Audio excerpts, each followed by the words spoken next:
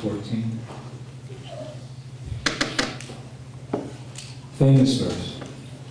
Om Namo Bhagavate Vasudevaya. Om Namo Bhagavate Vasudevaya. Om Namo Bhagavate Vasudevaya. Om Namo Bhagavate Vasudevaya. Om Namo Bhagavate Vasudevaya. Om Namo Bhagavate Vasudevaya. Daiva I Eshu Gunamayi Mamam Haya Dhuratyaya Mam Eva Ye Padyante Mayam Etam Tarantite. Translation: this divine energy of mine, consisting of the three modes of material nature, is difficult to overcome. But those who have surrendered unto me can easily cross beyond it. Report: the Supreme Personality of Godhead has innumerable energies, and all these energies are divine. Although the living entities are part of his energies and are therefore divine, due to contact with material energy, the original superior power is covered. Being thus covered by the material energy, one cannot possibly overcome its influence. As previously stated, both the material and spiritual natures, being emanations from the Lord, are eternal. The living entities belong to the eternal superior nature of the Lord, but due to contamination by the inferior nature, matter, the illusion is also eternal. The conditioned souls are therefore called Nitya Bandha, or eternally conditioned. No one can trace out the history of his becoming conditioned at a certain date in material history. Consequently, his release from the clutches of material nature is very difficult, even though that material nature is an inferior energy, because material energy is ultimately conducted by the supreme will, which the living entity cannot overcome. Inferior material energy is defined here as divine nature due to its divine connection and movement by the divine will. Being conducted by divine will, material nature, although inferior, acts so wonderfully in the construction and destruction of the cosmic manifestation. The Vedas confirm this as follows: Mayam tu prakritim vidyam, mayanam tu maheshwaram. Although Maya illusion is false or temporary, the background of Maya is the supreme magician, the personality of Godhead, who is Maheshwar, the supreme controller. Status Guitar Upanishad 14. Om Agyan Timanan Vasya Gnamrina Shlokaya Sunamilitam Janatasmana Siddhi Shri Chaitanya Mano Vishnu Shtapitam Jena Bhutale Shwayam Rupakadama Jai Shri Krishna Chaitanya Prabhu Nityananda Shri Advaita Gadadhar Shivasari Gaura Bhaktivinoda Hare Krishna Hare Krishna Krishna Krishna Hare Hare Hare Rama Rama Rama Hare Hare. Vanchakalpatarubhyasya Kriya Sindhu.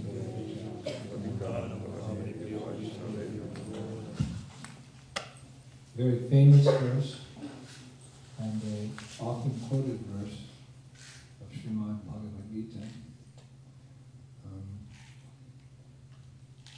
Krishna is speaking about the material energy, particularly in the form of this cosmic manifestation. And first of all, he describes it as divine.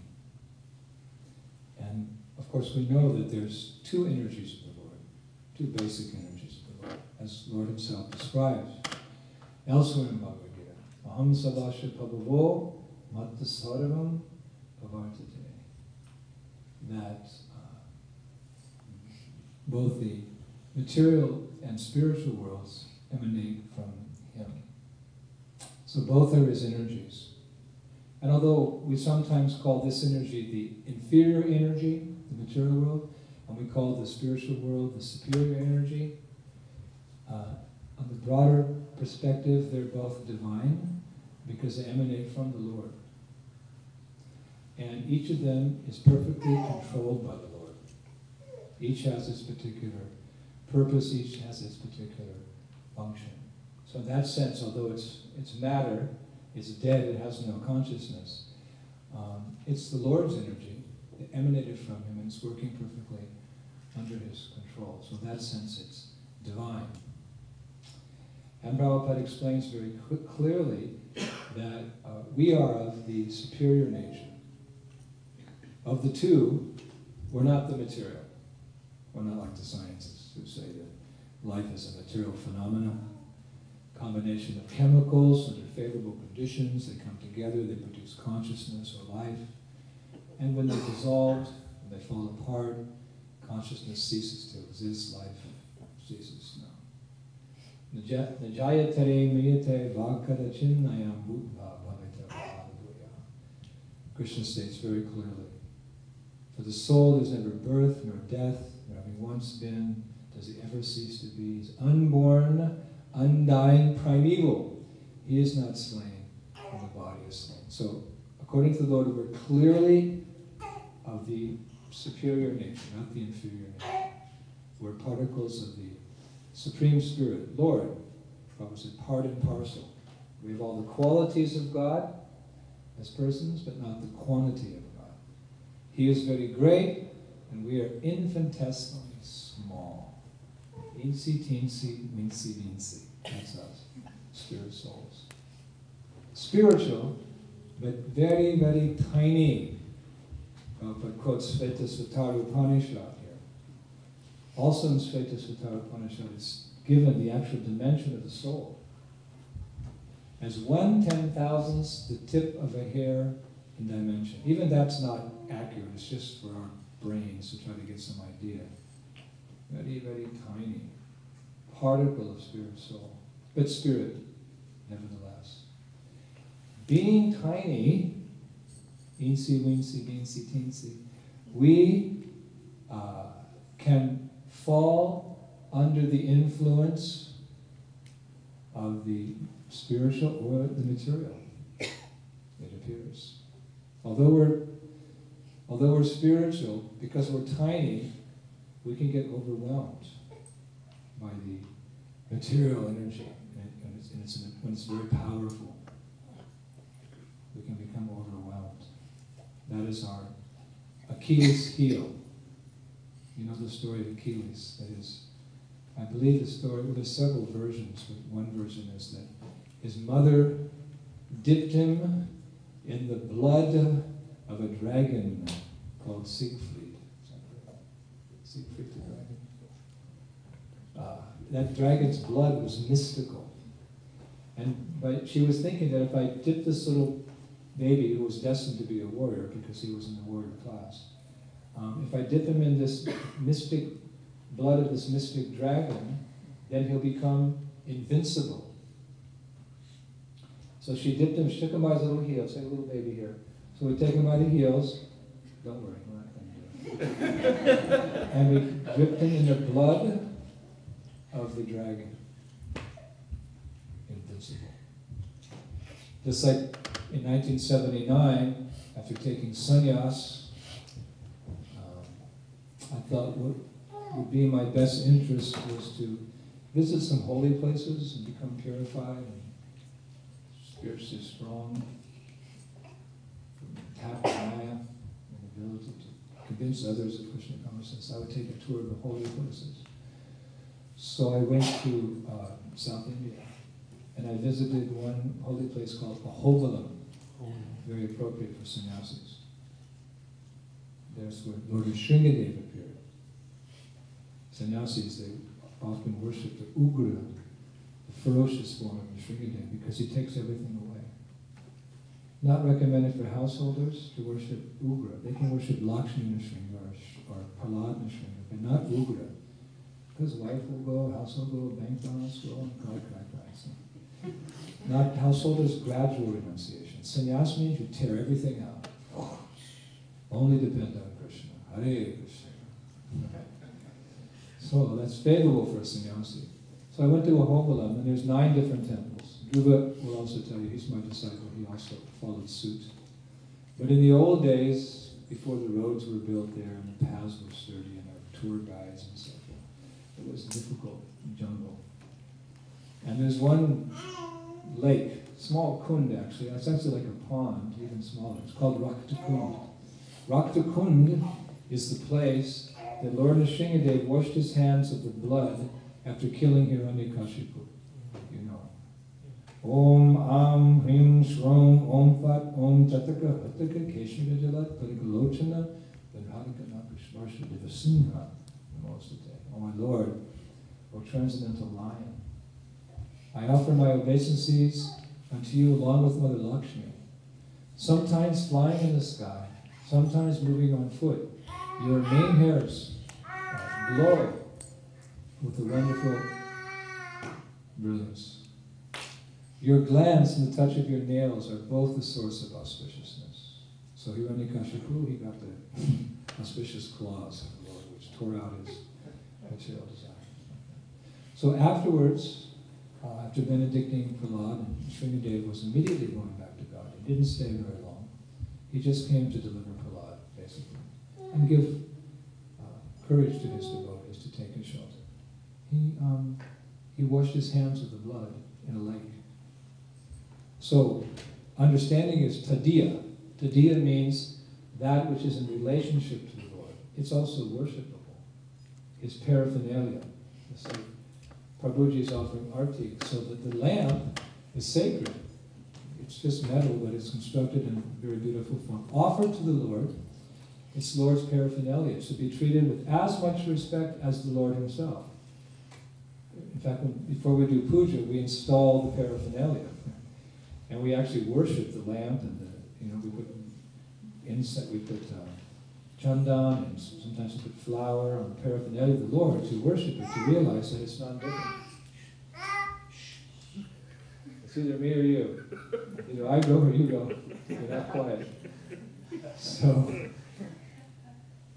3 strikes and you're out. We like babies, but it's hard to concentrate when they're speaking. You can speak in about 16 years. You can come here and listen. So, tadiya. So I was considering that this blood was tadiya,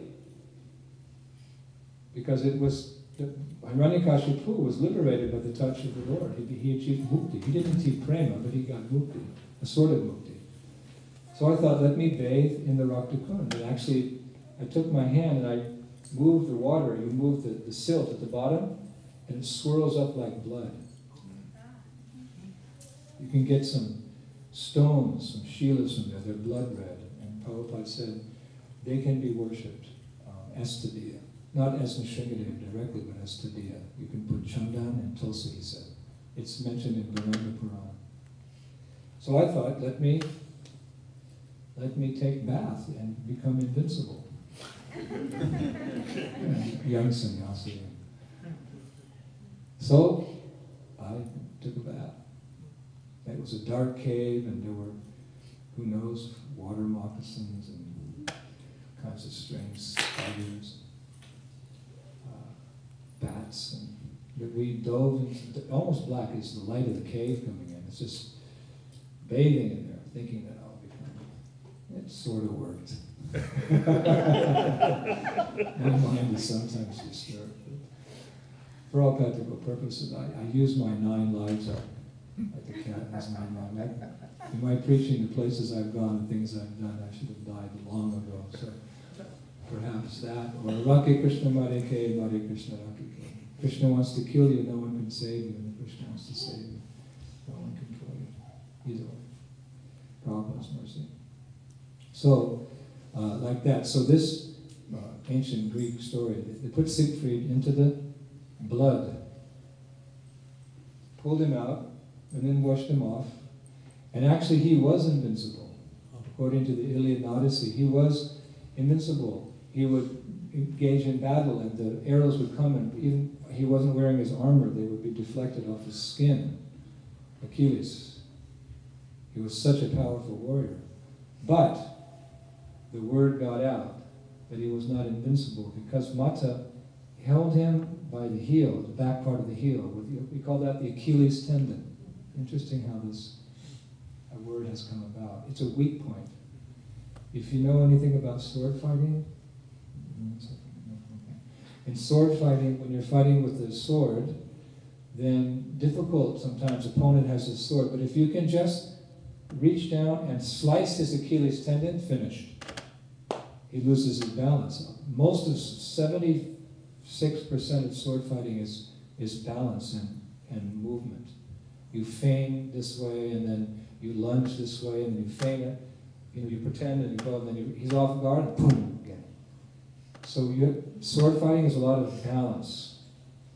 If someone's Achilles tendon is severed, you ever sprain your ankle? It's hollow around like a wooden leg or something. So it's a very important part of your body. Sometimes athletes, the Achilles tendon is not severed, but it's torn. And it takes, really, that's pretty much it for an athlete. If the Achilles tendon is torn, it's not like any other ligaments. It's about it. Your football career is over. Your tennis career is over. So anyway, in the end, he was shot through the back of the heel. And he bled to death without Achilles. So what does this all mean? Back to Bhagavad Gita. Our weakness is that we are very tiny.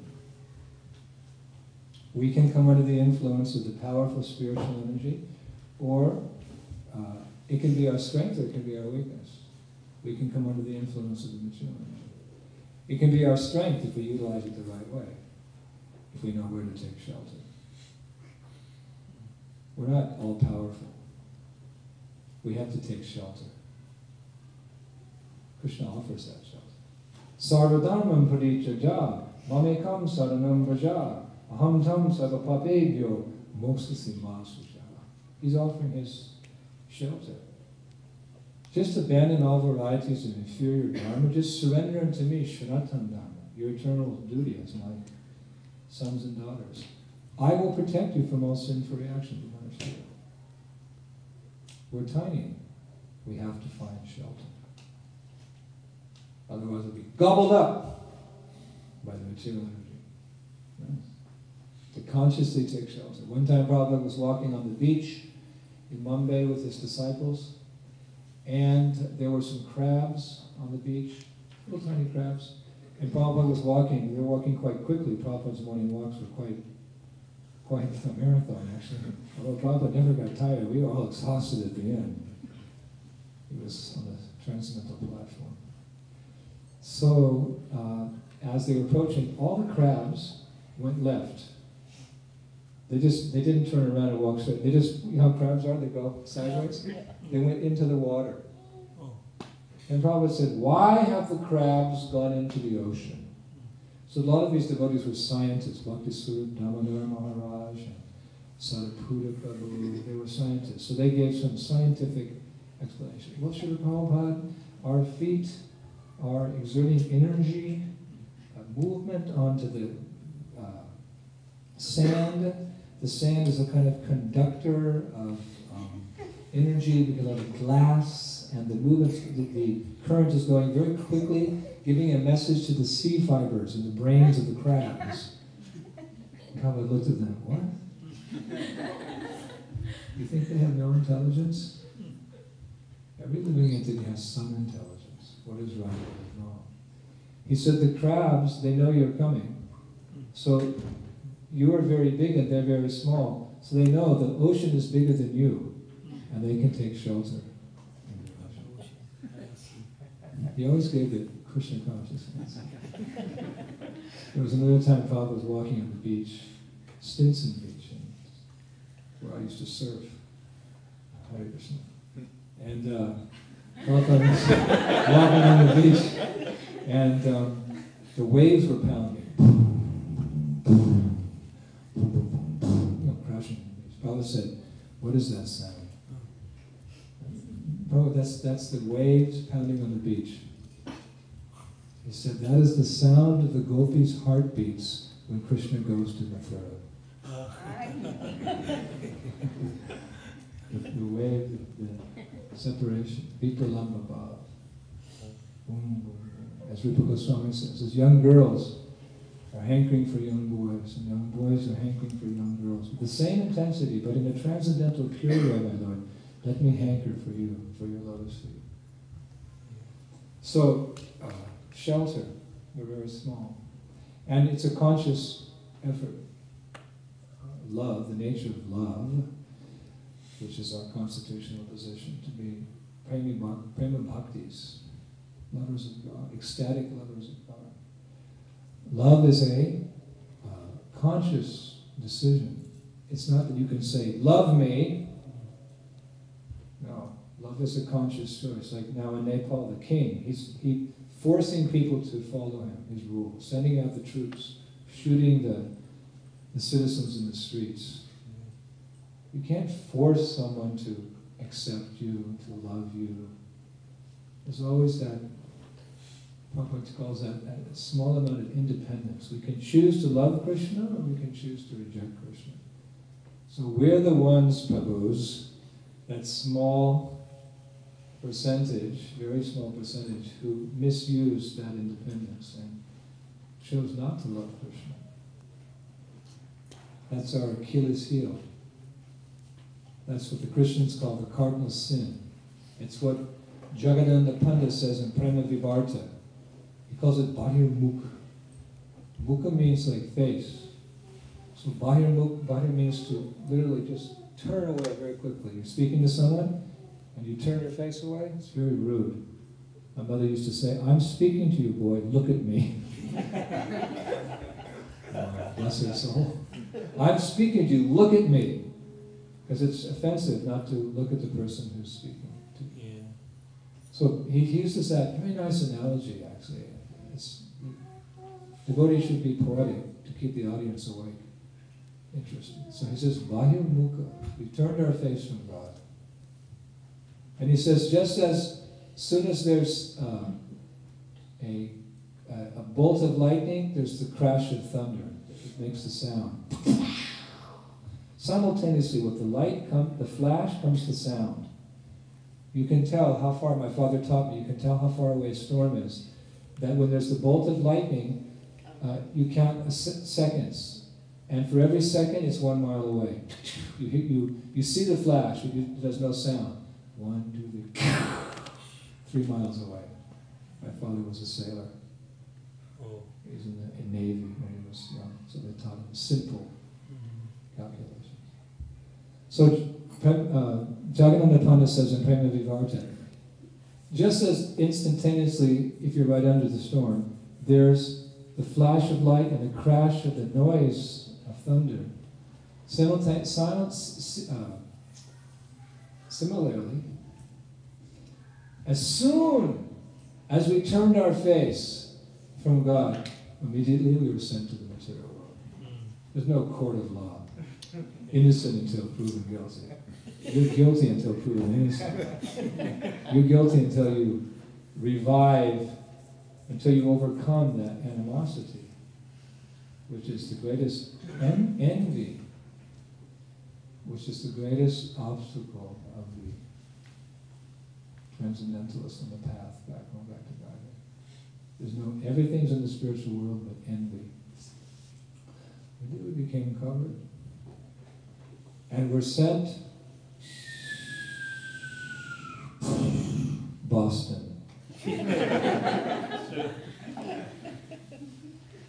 Prabhupada said, Maya, who has two potencies, we're placed under the care of her. Just like when the parents can't control the children, they're put into a foster home or some type of correctional institution like that. And then they come back. So Lord turns us over to his pure, unalloyed devotee. Her name's Maya. And she has a thankless task. You can imagine. We get so many services. If you have this service, her position is to throw us and to cover us. She throws us, and then she covers us. And the covering potency is that Boston looks very beautiful. I haven't been here very long, but in New York, people are like really proud to be New Yorkers. I'm a New Yorker, Hare Krishna. Prabhu, Jiver Supoya Krishnera Nitya Das. Doesn't say Nitya New York Das. You've got to give up all these mundane identifications. We're either servant, we're either friend of the Lord, we're either parental ras, or Madhurya ras. There's the 5 rasas, 4 in particular Mahaprabhu expressed, that we have with Krishna. That's all. It's the whole truth, nothing but the truth, so help me God. Nothing else is there. But Maya, she makes us think that the world is beautiful.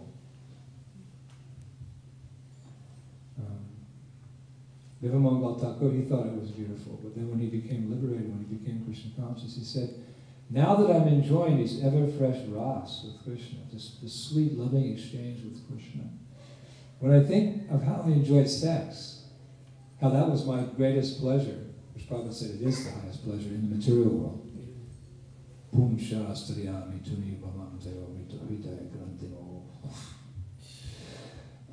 I spit at the thought.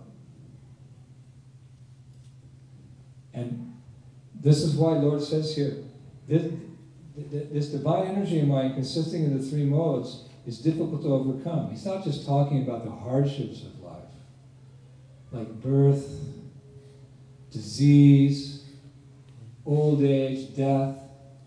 These are certainly obstacles to our happiness, our pleasure. They're like the sand and the sweet rice. Right? They're the rocks and the rasgullas, you know. So sometimes you're taking the dal or the kitri, and they didn't clean the dal, and you get that rock. I've broken 2 teeth in my career as a devotee. I have 2 false teeth in the back because the rocks and the dal or the kitri. It's not, Krishna not necessarily saying that these are the difficulties we have to overcome. It's not so difficult to like reject or develop an adversary, what's the right word? To develop a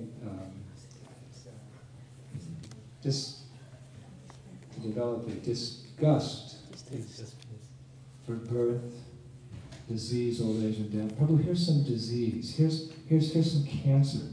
This bottle contains blood which is contaminated by the AIDS virus. You drink a little. You crazy?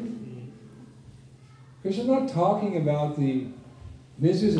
He's talking about the difficulty for the transcendentalist is to give up his attraction to the so-called beauty of this world.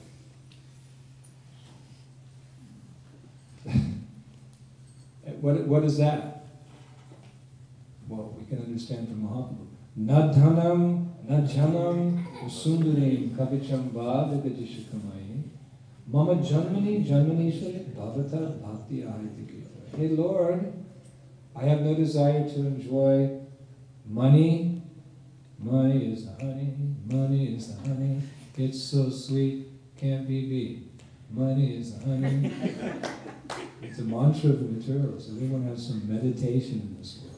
Something constantly repeating, going through the mind. Money and like that. Money. But it all means all types of opulence, really. Shri, Lakshmi Devi, she's the goddess of fortune. So money, you see sometimes the pictures in the Hindi posters, right? These are gold coins falling from the sky. Not exactly like that. It is all under her jurisdiction. But it also means like fine clothing,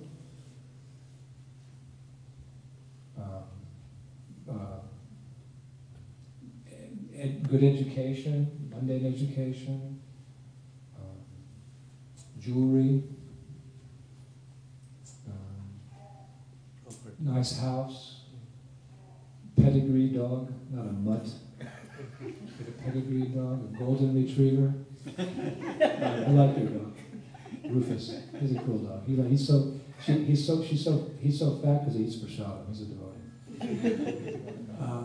But you know, I'll get a Siamese cat instead of a stray cat. Like you know, all these finer things of life, they can be distractions. Kunti Devi says. Those who are in the path of material progress, taking pride in their good education, their birth, their fame, their wealth, etc., they can hardly approach you with sincere feeling. We're not talking about devotees, because devotees know Yukta Vairagya, how to use everything in Krishna's service. Grihe tako bani tako, Narottam says. If you're a householder living in opulence, or you're a renunciate living in the forest, if in your heart you're a Gaura Bhakta, you're serving the Sankirtan mission of Lord Chaitanya according to your circumstances, says, I take the dust at your feet and put it on my head. We're not talking about Vaishnavas. We're talking about Grihamadis, those whose only purpose is sense gratification. So they can be obstacles. So it's not just money. It's the finer things in life which keep us bewildered, the glaring nature of this material world. Mahaprabhu put Raghunath Das Goswami under the care of Sri Damodar Goswami. He was born in a wealthy family, but he actually left everything, became a renunciate, came to Jagannath Puri. But Mahaprabhu put Raghunath Das under the care of Sri Damodar Goswami. And he said, he will train you in Krishna consciousness. But he did give him several instructions, personal. He gave him mercy. He gave him the Govardhan Shila, the Gunjamala. He loved Raghunath Das Goswami for his renunciation and for his bhakti, ultimately. But he gave him a nice instruction, which Kaviraj Goswami repeats in Chaitanya Charitamrita. He says, don't listen to or repeat the mundane talk of materialistic people. This is not favorable for your Krishna consciousness. A little news is okay because devotees don't want to be ignorant of what the world is like and examples they can use in the preaching, but don't spend hours absorbed in mundane Gramya Katha, village talk. Don't dress in luxurious clothes. Don't eat opulent foodstuffs. And in your mind, always meditate and glorify and yearn for the service of Shri Radhasham Sundar and Shri Vrindavan. This instructions he gave. And in essence, we're all renunciates because we're all on the path of devotional service. We're not on the path of Pravritti Marg, sense gratification. We're on the path of Nivritti Marg, which is renunciation of this world, culminating in devotional service to the Lord. So this instruction is meant for everyone, not just renunciates. The theme of renunciation runs through all the ashrams. Brahmachari, Grihastras, they're not living, in extra opulence. They have their homes and their families. Prabhupada said, human beings not meant to solve the problems of life living under nasty conditions like cats and dogs. We can live in nice conditions, as long as we remember who's the master of the house. Best room goes to the Lord. Best room is Lord's room. If our room is bigger than, not bigger but more opulent than Lord's room, there's something wrong. Lord's room, temple room should be most opulent. And Grihastras, they remain renounced because they give dana. They give charity. They're the only ones working. Of the four ashrams, the brahmacharis, grihastras, vanaprasthas, and sannyasis, the brahmacharis, the vanaprasthas, and sannyasis are totally engaged in spiritual activities. But thank God the grihastras, who are the majority in the ultimate sense, they're working to maintain the brahmacharis so they can become Krishna conscious. They're maintaining the vanaprasthas, they're maintaining the sannyasis. And by this service, they're very dear to God. That's Vaishnava Seva. Sansara sarpa dushtanam murchitanam kalo yuge asadham bhagavan nama shriman Vaishnava Sevanam. Sarvabhauma Bhattacharya says in one of his 100 prayers glorifying Lord Chaitanya, he composed in Puri. Those who have been bitten by the serpent of samsara, the repetition of birth and death, in the age of Kali Yuga, shall get relief by the medicinal herb of Asadham Bhagavan Nama, chanting Hare Krishna, and Shriman Vaishnava Sevanam, serving the lotus feet of Vaishnavas. So this is the great privilege of the Grihastha ashram. They can serve the others by maintaining them so they can practice Krishna consciousness, or supporting a temple like this, or supporting the Sankirtan movement. That's called dana. They give their blood. Prabhupada described the money of the BBT like it's blood. So you give your blood in charity. Now some of the protesters and some of the tourists in Kathmandu, they're giving their blood in sympathy for the people who are rebelling against the king. It's all kind of mundane stuff, but it's a good analogy. They're giving their blood for quote-unquote a higher cause. So, the Grihastras, they give their blood, which is their money. It's hard to make money, even $1. It's hard. You got to work hard. It was a song. Working hard for the money, working hard for the money, working hard for the money. That's all I heard. Money's hard to find. But money is Lakshmi. Lakshmi is Sita. She's the consort of Ram. You can't enjoy Sita without Ram. Watch out. Sita is meant to be worshipped along with Ram. Lakshmi Narayan, Sita Ram, Radha Krishna. So if we take the money and we use it to serve our family members who are Vaishnavas, very good. If we use it to serve the Vaishnava community, this is the renunciation. It's hard to give your money away. Oh. Doing it for a higher cause, blessings. Gauranga Mahaprabhu blesses. This is Sankirtan. United effort to spread the glories of the holy name. So, na dhanam, na janam, na shundarim. I also have no attraction for handsome boys and beautiful girls. Prabhupada said there's so many pretty girls, you marry one pretty girl, a nice devotee girl. You take care of her. She helps you like this. Many hands make small work. Together, teamwork, Grihastha. Not all this other business here, Prabhupada said. Jumping from one to another like monkeys, he said. That is not Krishna practice. It is a natural desire of the conditioned soul, so it's purified. It is not the thing which caused the disease, when used in a therapeutic way, cure the disease. And pratishta, fame. Oh, this is the hardest one. Fame. You become famous. Pride cometh before a fall. We have to always remember where our good fortune is coming from. And therefore Bhaktivinoda Thakur prays, Guruji, I'm running after you shouting, Krishna, Krishna, Krishna. Your mercy is all that I am made of. Well, there was once a mosquito, and he was flying around. The king was giving audience that day to all his subjects, and they were going, Vive le roi!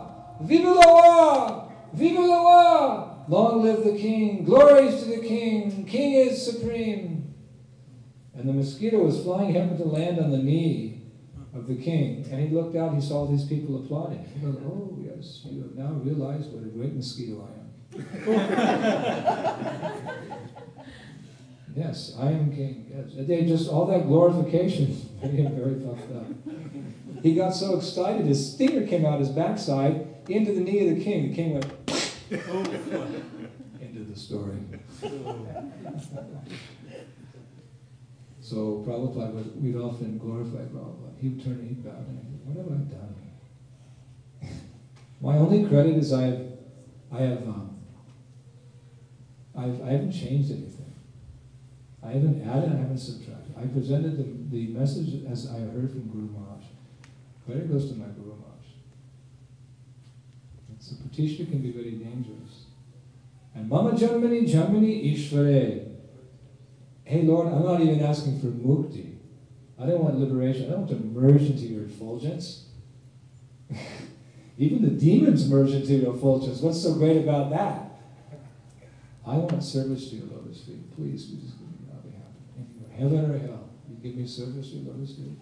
As long as I'm serving you, I'm in Vaikuntha. I'm in Goloka. So these are some of the subtle things that that we have to be careful of. Because Maya makes it look very nice. But according to Kaviraj Goswami, in Chaitanya Charitamrita, he says the concept of good and bad in this world is wrong. It's all bad. Well, that's pretty extreme, isn't it? I mean, gee, that's like, I'm a little fanatic or something. It's all bad? Yes, it's all bad. Even if it's beautiful, it causes you to turn your face from the Lord, then it's bad. If we see anything separate from Krishna, something that I can enjoy, and it's so powerful. It's just, the material is just so, and we have to be very careful. All that glitters is not gold. To be very careful. It's the inferior energy.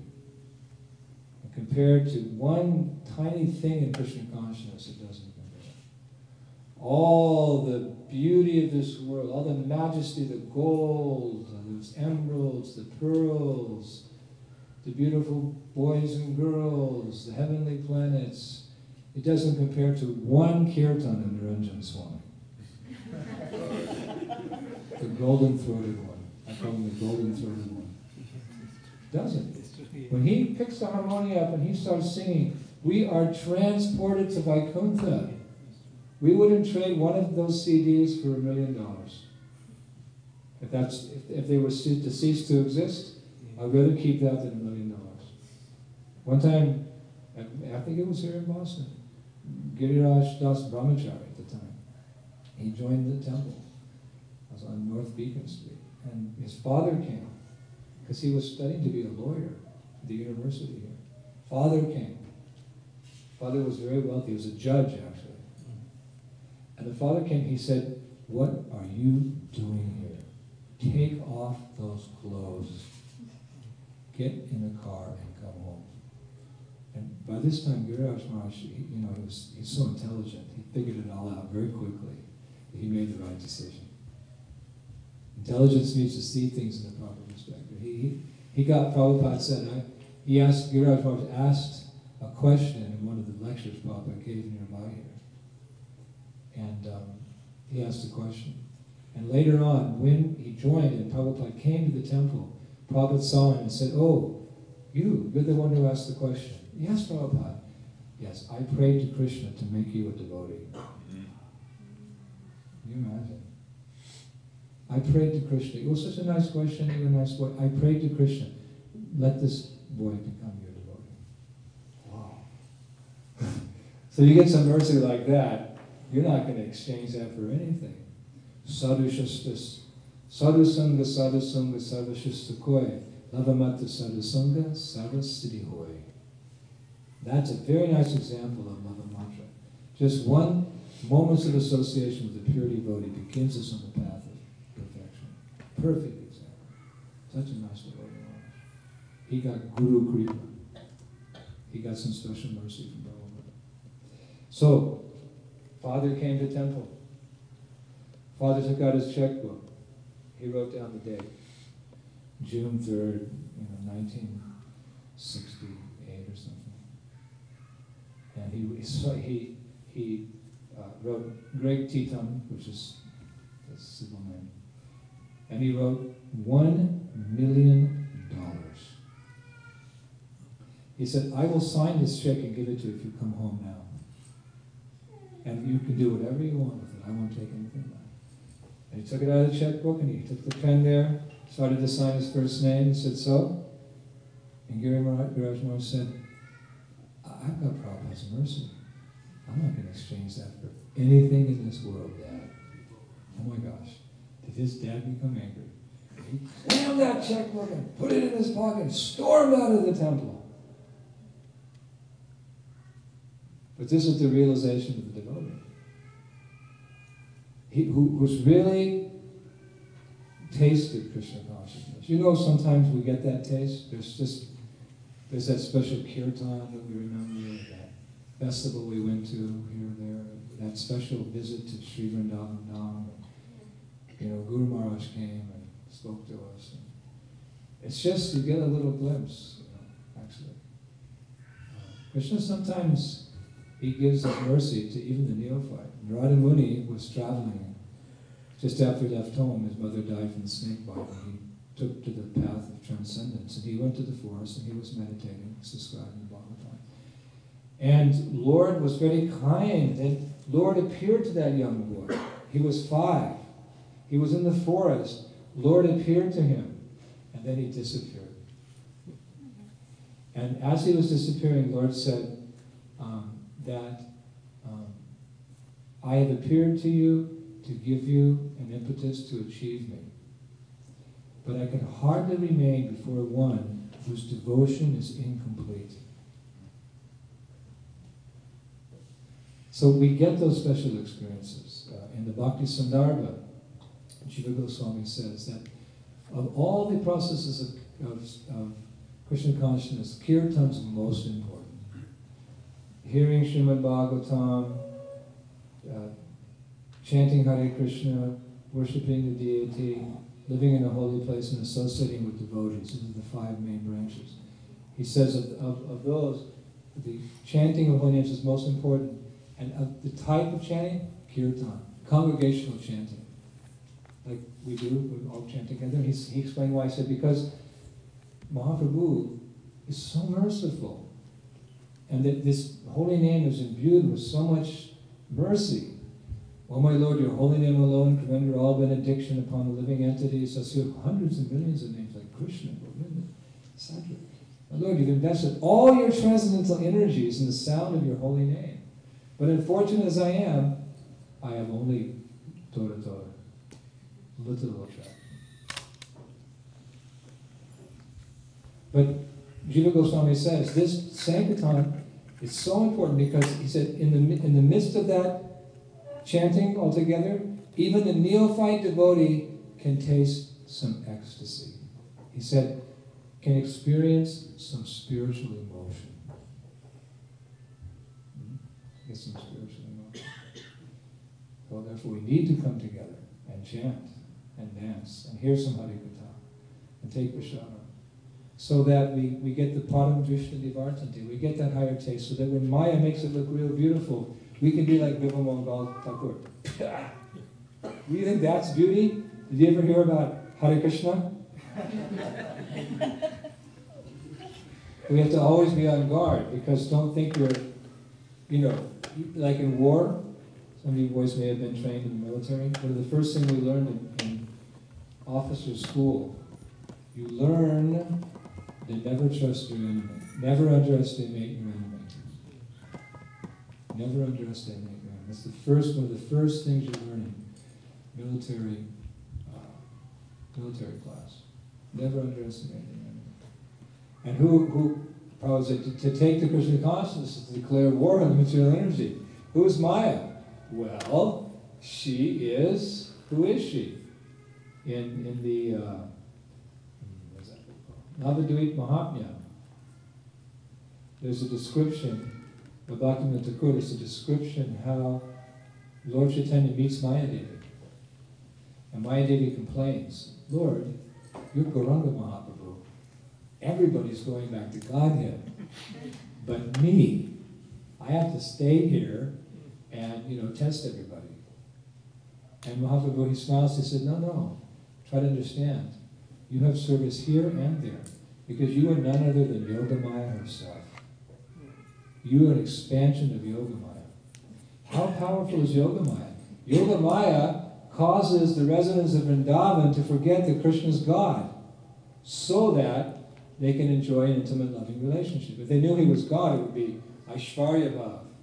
Oh Lord, oh Master. But no, it's very intimate, sweet, like real friendship, real love, real parenthood, there's no Aishvarya Bhav in Goloka. It's all pure prema. And Krishna forgets he's God. Vishwanath Chakravarti Thakur says in one of his texts. Because if he remembered he was God, then the love wouldn't flow so freely. Who's doing that? Yogamaya, by the Lord's will, of course. Yogamaya arranges all these wonderful pastimes of the Spirit, all these loving exchanges of the Golok Vrinda, Golok Vrinda, Raghunath Das Goswami in his Manashiksha says we shouldn't become even attracted to the deities of Vaikuntha. Because if we awaken our love for them, we'll go to Vaikuntha and cheat ourselves with the opportunity of going to Golok Vrindavan, where Radhesham are served in 5 primary rasas. So, yes, Maya is very powerful. He said, you're the same Maya. You're the Yoga Maya, you're Yoga Maya in the spiritual world. That's who we're dealing with here, ladies and gentlemen. She has a different face here. She has a thankless task. So, who are we to stand up against her? She makes it all look so attractive. But we have to see that just because it's beautiful doesn't mean that it's enjoyable.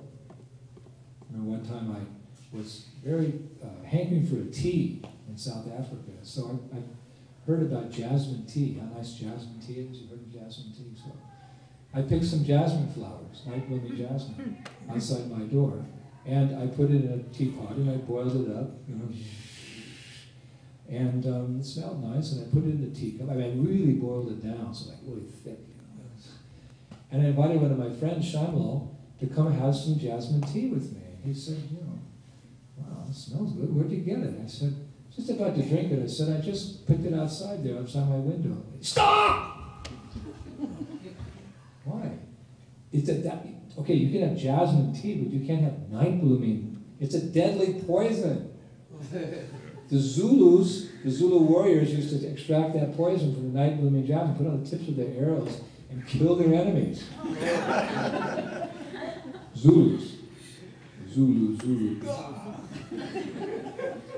Now, it's one of the most beautiful plants in the world, but it's deadly.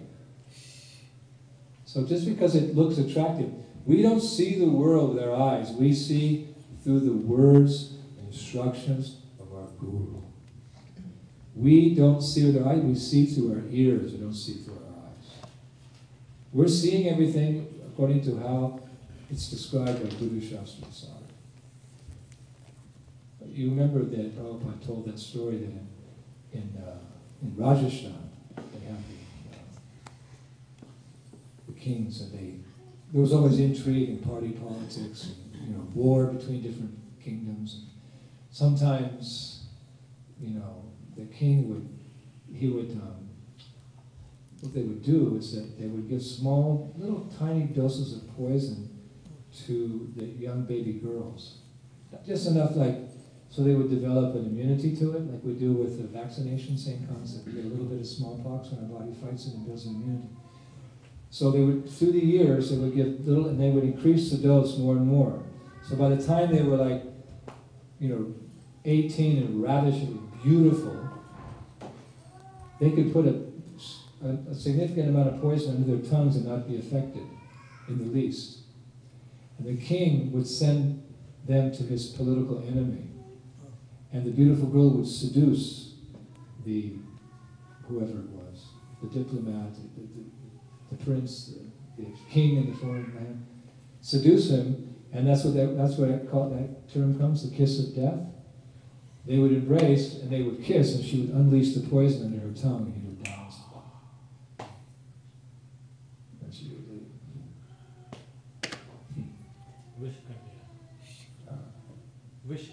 Vishkanya. Very beautiful girls. But as we say in Polish, uwaga, uwaga.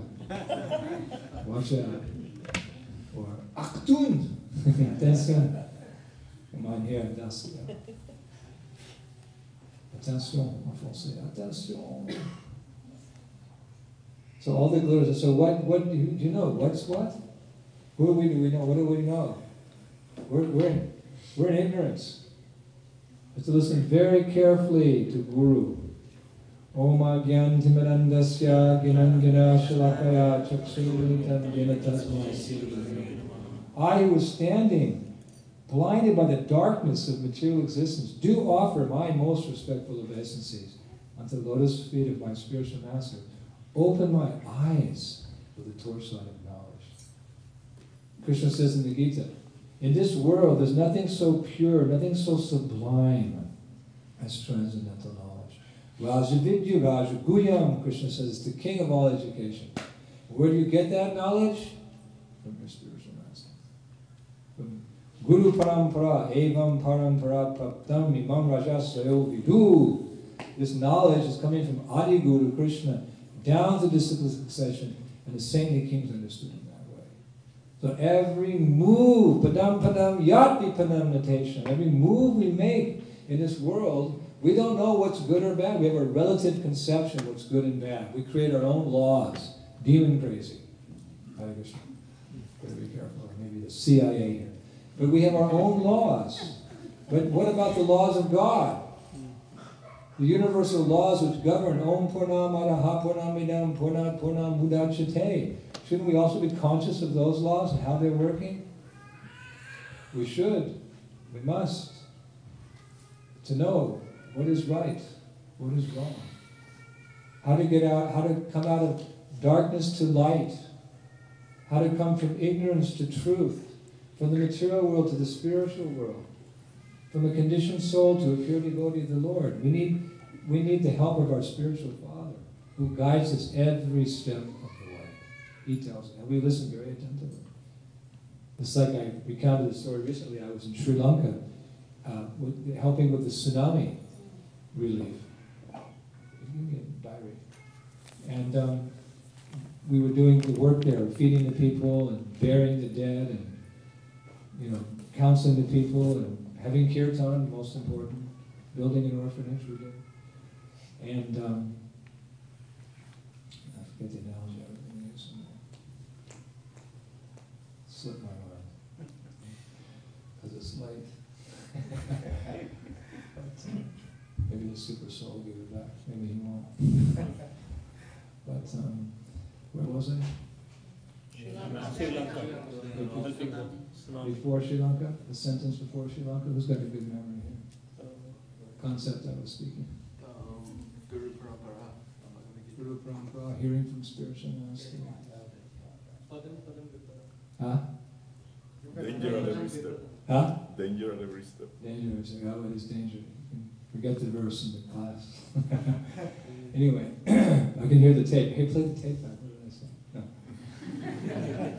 Like that. So we have to be very careful and always hear from the spiritual master what is right and what is wrong. That's our guiding light. Never trust our own intelligence. What do we know? If we're so intelligent, how do we get ourselves in this mess to begin with? To be very humble. Tadviti pradipatena paripashana sevaya upadekshanti teginam ganinastadpadarshana. Oh, I know what it was. Thank you, Lord. Even from behind the curtain, you can instruct us. Yes, thank you. Hare Krishna. Tesham satadayutanam vajatam vatikurikam vidami buddhya. For my devotee, I'm not much of a devotee, I give the intelligence by which they can remember what they're supposed to say in class. So I was in Sri Lanka. We were traveling from place to place, and we were at nighttime. We were traveling, and I had to answer the call of nature to pass water. So I asked them to stop. So they stopped, and I ran out into the field to answer nature's call. And one of the devotees was trying to guide me with the flashlight. He said, "Stop!" That's a good effect, that. And I said, what do you mean stop? I have to go to the bathroom. What is stop? I've been waiting for 2 hours.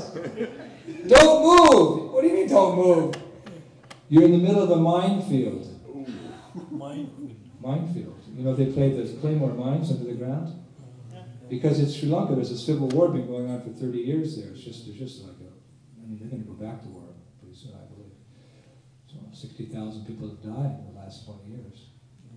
And they've mined so many places. And I actually walked, and there was these big signs because they can't clear them all. They don't have enough people, they don't have enough equipment. They just put these signs. And they put a red sign with a skull and crossbones. Minefield, danger, don't step here. And I was 40 yards into the minefield. I didn't pass water, I tell you frankly. I completely forgot about it. Ni problem, as we say. No problem. All right? Hold a little bit longer. And I saw my footsteps, and I retraced my footsteps. I was sweating, I was beside. I never chanted so sincerely with so much bhakti. Hare Krishna! Oh, I'm still here. Hare Krishna! Still here? Got a leg? Krishna, Krishna! Hare Hare! When I got back on the road, I fainted. Oh my gosh. So dangerous. So padam, yeah, we're in a danger, don't think it's any different. We're in a minefield. There's danger at every step. Ajamil was a Paka Brahmin. Yeah. He saw a couple embracing and kissing some sudras, and he lost it completely for the rest of his life. His only good fortune was he named his son Lion. You can be deviated for, look at Varamara. She was a level of bhava. It's a little inattentive. Prabhupada says in the purport that his mistake was he didn't take shelter of his guru. But he disobeyed instructions of the spiritual master, third offense of the Holy Name. But he took him 2 births to get back on track. Took birth as a deer, then Jada Bharat. So we have to walk very carefully every step, and we need the guide to get us out of this forest of material existence. That's Guru, Shastra, and Sadhu. It's the sadhus, it's the devotees, it's our spiritual master, it's the Lord himself. We have to take shelter. I never think for a moment that there's anything wonderful in this world. It's not. It's relative beauty at most. When Prabhupada gave the dandas, one of my godbrothers in Mayapur said, never look back and think you've left anything significant behind, and never envy the position of the materialistic sense enjoyers. Don't look back. Just Eke Kurunandana. Our sight is focused on the lotus feet of Bhagavan Shri Krishna, and we go forward. And we know that although we're tempted, because the spirit is willing but the flesh is weak, we're honest, we are attracted. We can follow Bob Dylan's advice. Don't look twice, it's all right. He said, don't think twice. Don't look twice. You may look and it may be beautiful, but your sincerity is judged by the fact you don't take a second look. You can look and say, oh, she's beautiful, or he's handsome, or I would like to go to that place and enjoy it. But you rascal mind. Bhaktisiddhanta Saraswati said, when you wake up in the morning, you beat your mind with a shoe 100 times. All the way back home, back to the lotus feet of Sri Sri Radharani. Srimad Bhagavad Gita as it is, he. Srila Prabhupada ki. So when you go someplace, you're supposed to bring gifts. Right? When Jesus was born, then the 3 kings of Orient, we 3 kings of Orient. So they brought gifts. So we brought some gifts for you. This is the most important gift. This is Prabhupada ki jai. This is Prabhupada lifetime in preparation. This is a yet unreleased, now it's released just the last few weeks, a video. It's actually a documentary done by a major television movie company in India. They base it on the Prabhupada Lilamrita by Satsuru Maharaj. They take the cameras and they go to all the places of Prabhupada's pastimes before he came to America. The house he was born in, where he played, where he had Rathi Yatra, the school he went to, the Scottish Church College, the place he met Bhaktisiddhanta Saraswati in Calcutta, the Jhansi where he started that temple, parts of Vrindavan where he lived. It's all a documentary, and it's narration as if Prabhupada's speaking. He's not speaking, but he said, here I was born here, this is where I lived with my mother, this was my room, this is where I played. Amazing. It's like a treasure that was dug up, because it was made in 1996, and for some reason it was shelved. The company that produced it in Bombay, they shelved it. I don't know why.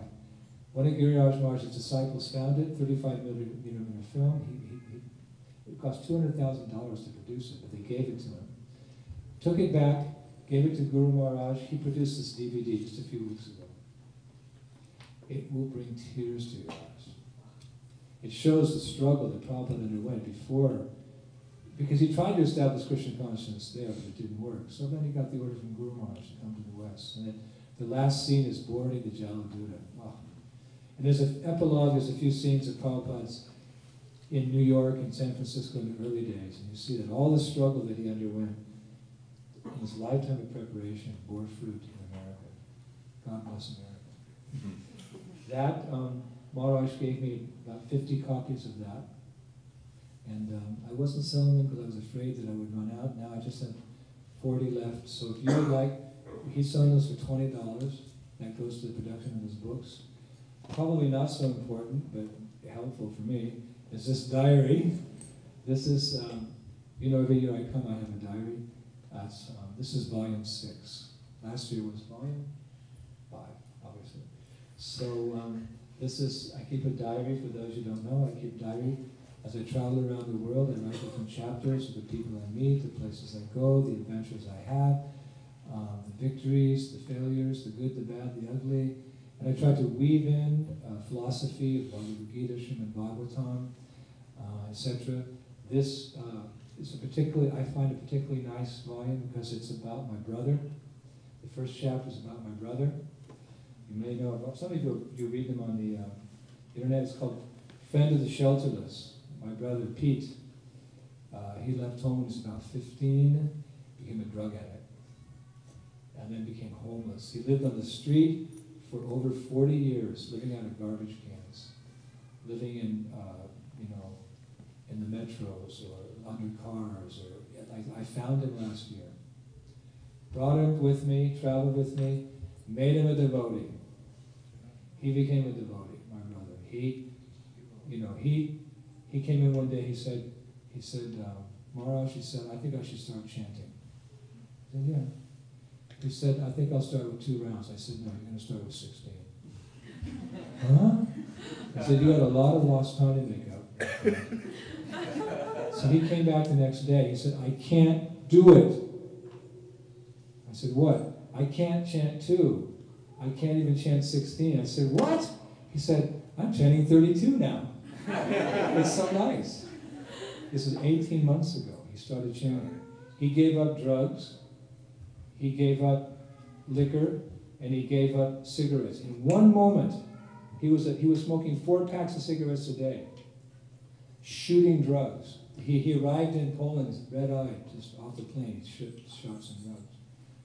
2 days later, he gave everything up. It's unheard of. You know these courses you take to give up cigarette smoke? Not to speak of liquor and drugs and sex. Came with his girlfriend. Gave it all up. And read all the way through the 6th canto of Srimad Bhagavatam. Moved to Alachua. Moved to the devotee community. Became a first-class puppet devotee. And 3 weeks ago when I was there, I initiated him. I initiated my brother. I said, can you see me as guru? He said, yeah. You saved me from the hell. He said, no one knows what hell is like. I was in hell. You saved me from hell. I have confidence you can take me to Krishna. Please accept me as your disciple. Lokanath Maharaj, he initiated his mother and his sister, so there was a precedent. Brother also. Brother also. 2 brothers. Yeah, so I thought, Maharaj is superior, light years ahead of me. So I thought, then there's a precedent. So I initiated him. I said, and I gave him the name. Your name is Braja Kumar Das. No longer Bhakta Pete. Your name is Braja Kumar.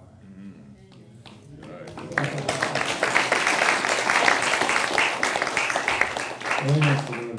Very nice to learn. So that's the first chapter. The other chapters are the tsunami.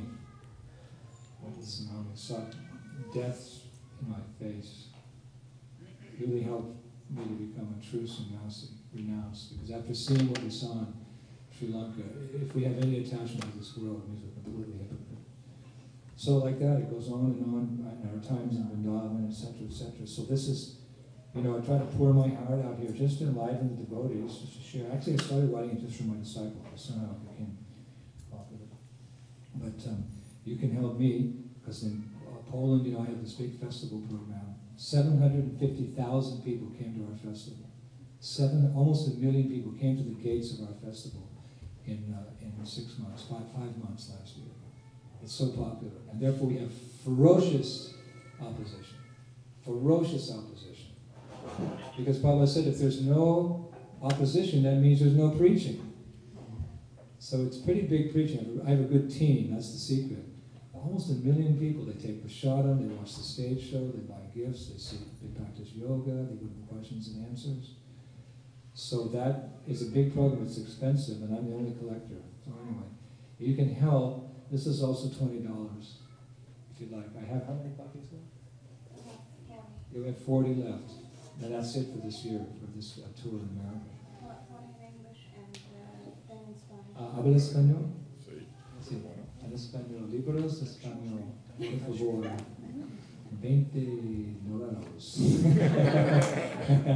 Okay, so these are the gifts that our tidings that we brought out to inspire you. We can only stay here for, short evening program, but we can leave these things behind as our service to all of you wonderful Vaishnavas to inspire you in Krishna consciousness. So, are we going to serve prasadam? Yes.